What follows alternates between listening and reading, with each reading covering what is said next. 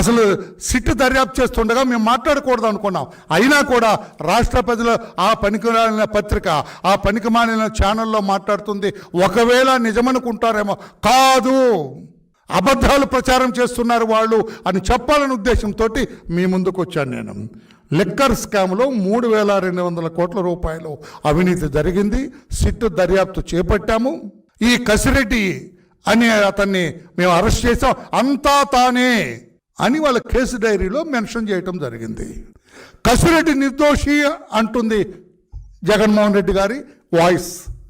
ఏవండి పాత్రికేయ సోదరులారు, మీరందరూ నిష్ణాతులు. మీరు దుబాయ్ నుంచి మారు పేరుతో, దొంగ పేరుతో వచ్చి ఇక్కడ దొరికాడు. వాడు ఎక్కడ నిజాయితీ పడ్డ అవుతాడు సార్? కామన్ మామూలు ఇద్దరు మాట్లాడుకుందాం, సామాన్యులు ఇద్దరు రిక్షా వాళ్ళు మాట్లాడుకో. మారు పేరులో విమానంలో ప్రయాణం చేసి దుబాయ్ నుంచి ఎయిర్పోర్ట్లో ఎవరికి దొరకకూడదని వచ్చిన వాడు నిజాయితీ పడ్డా జగన్మోహన్ రెడ్డి గారు? మీ ఉద్దేశంలో దుబాయ్ ఎందుకు వెళ్ళారు? అందరూ దుబాయ్ ఏంటి కేంద్రీకృతం? ఏముంది దుబాయ్లో? ఏముందిరా అక్కడ? అందరూ అటే పరిగెత్తుతున్నారంట. సునీల్ కుమార్ దుబాయ్ వెళ్తాడు ఎవరికి చెప్పకుండా. కసిరెడ్డి దుబాయ్కి వెళ్తాడు. గోవిందప్ప, బాలాజీ గోవిందప్ప దుబాయ్ కేంద్రం. ధనుంజయ రెడ్డి గారు ఆ భార్య అక్కడి నుంచే బంగారం కొనుగోలు చేసి ఇక్కడికి వస్తారు. ఏముందయ్యా దుబాయ్లో? ఏంటి దుబాయ్ ఏంటి? అది కూడా దర్యాప్తు జరుగుతుంది. దుబాయ్లో దర్యాప్తు జరిగితే రాజా, అటు సిట్టు దెబ్బ, ఇటు దుబాయ్ ప్రభుత్వం దెబ్బ. దుబాయ్ ప్రభుత్వం ఊరుకోదు కదా సార్.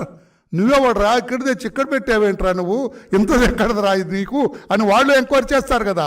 అటు చెంప దెబ్బ, గోడ దెబ్బ రెండూ తప్పవో రాజా అని నేను తెలియజేస్తాను. నేను ఎవరి పేరు చెప్పట్లేదండి. రాజా అంటే మీరు ఎవరైనా ఊహించుకోండి. ఎందుకు నువ్వు నీ పత్రికల్లో ప్రజల్ని తప్పుదారి పట్టిస్తున్నావు? వాళ్ళు దర్యాప్తు చేసిన నిష్ణాతులైన అధికారి బృందం దర్యాప్తు చేసి కోర్టుకి వాళ్ళు రికార్డు సమర్పిస్తూ ఉంటే నీకేదన్నా అవి నిర్దోషుల్ని పోలీసులు సిట్టు రూపేణా అరెస్ట్ చేసి అనిపిస్తే court document is open, remand report ఉంది, కేసు డైరీ ఉంది. నువ్వు వెళ్ళు. ఏ కోర్టు అనేది నీకు సంధిస్తుందా? 100 కోట్ల రూపాయల స్కామ్ జరిగితే ఢిల్లీలో సిట్టింగ్ ముఖ్యమంత్రి అరెస్ట్ అయినాడు. పెద్ద నాయకులు అరెస్ట్ అయ్యారు. ప్రభుత్వమే 3,200 కోట్ల రూపాయలు ఇంకా పెరిగే అవకాశం ఉంది.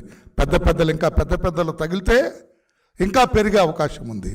దీన్ని కోర్టుకు అర్థమైంది, న్యాయస్థానాలకు అర్థమైంది, గౌరవ జడ్జీలకు అర్థమైంది ఈ కేసులో ఉన్న పస. అందుకే అంటున్నాను నేను, నీ పత్రికలు ఆపు చెత్త రాయటం.